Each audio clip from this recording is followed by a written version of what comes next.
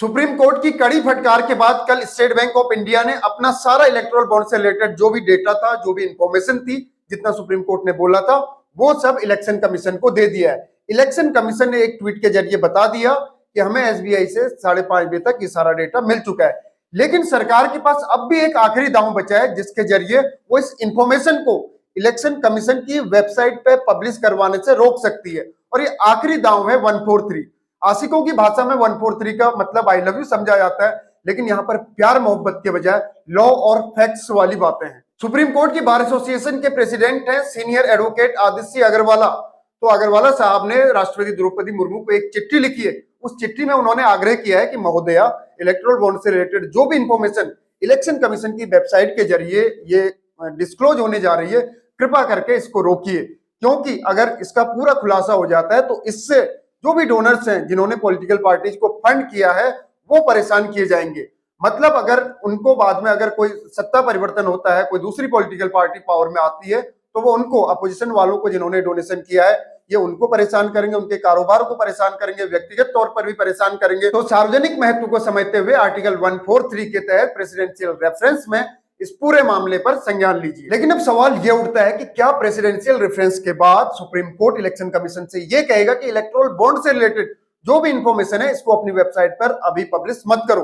क्या ऐसा हो पाएगा? तो इसको समझने के लिए हमें थोड़ा सा अतीत में जाना पड़ेगा। 1950 के पहले और 1950 के बाद की तस्वीर काफी अलग है। 1950 के पहले इस तरह की जो व्यवस्था थी, गवर्नमेंट ऑफ इंडिया एक्ट 1935 के सेक्शन 213 में इस चीज को पूरी तरह से मेंशन किया गया था।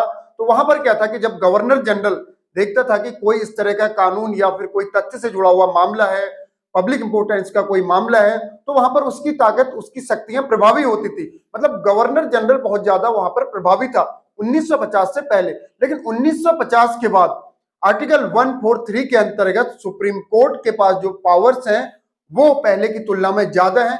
यानी यहां पर 143 के तहत राष्ट्रपति केवल कंसिडरेशन कर सकता है किसी मामले पर, अगर उसे लगे कि यह मामला फैक्ट्स या लॉ से जुड़ा हुआ है, या अभी सार्वजनिक महत्व का है, या इसका सार्वजनिक महत्व भविष्य से जोड़कर देखा जाए। मतलब अगर किसी डिसीजन का भविष्य में भी कोई इंपैक्ट पड़ सकता है, तो उसमें प्रेसिडेंट सुप्रीम कोर्ट से राय मशवरा कर सकता है। प्रेसिडेंट को इस पूरे मामले पर राय देनी ही पड़ेगी ऐसा बिल्कुल भी नहीं है, बल्कि सुप्रीम कोर्ट अगर देखता है कि हाँ वाकई में प्रेसिडेंट की जो मांग है वो जायज है, या फिर वाकई में प्रेसिडेंट जो कह रहे हैं उस पर संज्ञान लेना चाहिए, सुप्रीम कोर्ट को अगर लगता है तो वो इसको डिले भी कर सकते हैं। यानी कि वो इस तरह की सार्वजनिक सूचना को प्रकाशित होने से रुकवा भी सकते हैं। तो कुल मिलाकर आर्टिकल 143 के तहत सुप्रीम कोर्ट का ही पलड़ा भारी है। अगर वो चाहे तो प्रेसिडेंट की चिट्ठी पर संज्ञान ले भी सकती है, अगर वो ना चाहे तो प्रेसिडेंट की चिट्ठी का उस पर कुछ भी फर्क नहीं पड़ेगा। यानी इलेक्शन कमीशन को इलेक्टोरल बॉन्ड से रिलेटेड इंफॉर्मेशन पब्लिश करनी ही पड़ेंगी। और ऐसा भी हो सकता है कि इस पूरे मामले पर बाद में, क्योंकि अभी इस डिसीजन के थ्रू केवल हमें इतना ही जानने को मिल रहा है कि किस पॉलिटिकल पार्टी को कितना फंड मिला है, किस कॉर्पोरेट हाउस ने कितना फंड दिया है, लेकिन अभी हमें यह सब नहीं जानने को मिल पा रहा है कि किस कॉर्पोरेट हाउस ने, किस बिजनेस घराने ने, किस पॉलिटिकल पार्टी को फंड दिया है। तो इसके कनेक्शन को भी बाद में देखा जा सकता है। अगर सुप्रीम कोर्ट इस पूरे मामले पर बाद में एक टाइम के बाद उसे अगर लगे कि अब पर्याप्त समय मिल चुका है एसबीआई को, अब उसने इससे रिलेटेड सारी इंफॉर्मेशन जुटा ली होंगी और इसको डिस्क्लोज किए जाने की जरूरत है, तो ऐसा सुप्रीम कोर्ट आगे भी करवा सकता है। तो देखते हैं इस पूरे मामले पर आगे क्या क्या होता है, किस किस तरह की तस्वीरें हमें देखनी पड़ती हैं। आज के लिए फिलहाल इतना ही, आगे फिर होगी मुलाकात किसी और नए मुद्दे के साथ। तब तक के लिए जय हिंद, जय भारत।